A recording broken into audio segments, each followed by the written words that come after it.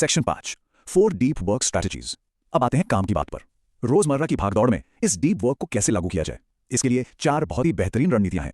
पहली रणनीति है मोनास्टिक डीप वर्क। नाम से ही जाहिर है, एक सन्यासी या साधु की तरह दुनिया से पूरी तरह कट जाना, किसी एक बड़े लक्ष्य के लिए खुद को बाकी हर चीज से बिल्कुल अलग कर लेना। 1970 के दशक का वो किस्सा बहुत मशहूर है, जब बिल गेट्स ने खुद को पूरे 8 हफ्तों के लिए एक कमरे में बंद कर लिया था। कोई डिस्टर्बेंस नहीं, कोई बाहरी दुनिया नहीं, और जब वो 8 हफ्ते बाद बाहर आए, उनके हाथ में बेसिक प्रोग्रामिंग लैंग्वेज का पहला वर्जन था।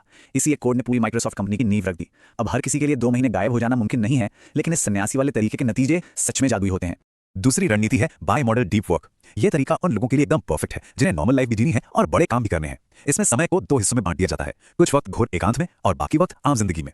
जेके राउलिंग की कहानी इसका सबसे अच्छा उदाहरण है। जब वो हैरी पॉटर की आखिरी किताब लिख रही थी, तो घर में बच्चों का शोर, कुत्तों का भौंकना और रोजमर्रा के काम उन्हें फोकस नहीं करने दे रहे थे। तब उन्होंने इस बाय मॉडल तरीके को चुना। वो रोज घर का शोरगुल छोड़कर पास के एक शांत होटल में जाती, बिना इंटरनेट के घंटों काम करती और फिर वापस घर आकर अपनी नॉर्मल लाइफ जीती। तीसरी रणनीति है रिदमिक डीप वर्क। ये शायद सबसे ज्यादा अपनाया जाने वाला तरीका है। इसमें एक रूटीन या रिदम सेट कर ली जाती है। मान लीजिए दिन का एक खास समय तय कर लिया कि हर सुबह 8 से 10 बजे तक फोन बंद रहेगा और सिर्फ सबसे जरूरी काम होगा। एक बार ये आदत बन गई तो बाकी का पूरा दिन मीटिंग्स या हल्के फुल्के काम के लिए इस्तेमाल किया जा सकता है।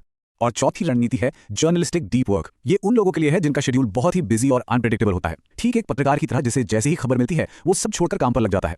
इसमें जब भी जहां भी फ्री टाइम मिले, बस तुरंत फोन दूर रखा और पूरे फोकस के साथ काम में गोता लगा दिया। इस जर्नलिस्टिक अप्रोच की एक बहुत ही क्रेजी कहानी पीटर शैंकमैन की है। उन्हें अपनी किताब जल्द से जल्द खत्म करनी थी, तो उन्होंने क्या किया, उन्होंने अमेरिका से टोक्यो की एक round trip business class flight book कर ली। उनका मकसद सिर्फ इतना था कि आसमान में उन्हें कोई डिस्टर्ब नहीं कर पाएगा।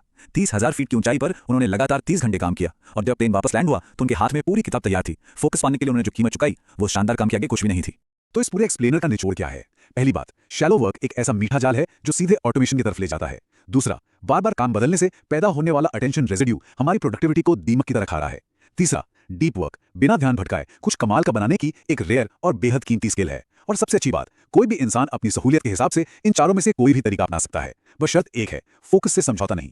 अब आखिर में एक बहुत ही अहम सवाल छोड़कर जाते हैं। आज की इस 21वीं सदी में जहां हर तरफ नोटिफिकेशंस और रील्स का शोर है, क्या आज के प्रोफेशनल्स उस भीड़ का हिस्सा बनेंगे जिनका फोकस हर 8 सेकंड में टूट जाता है, या फिर वो अपने ध्यान को अपने कंट्रोल में लेकर फोकस करने वाले एक्सपर्ट्स का रास्ता चुनेंगे?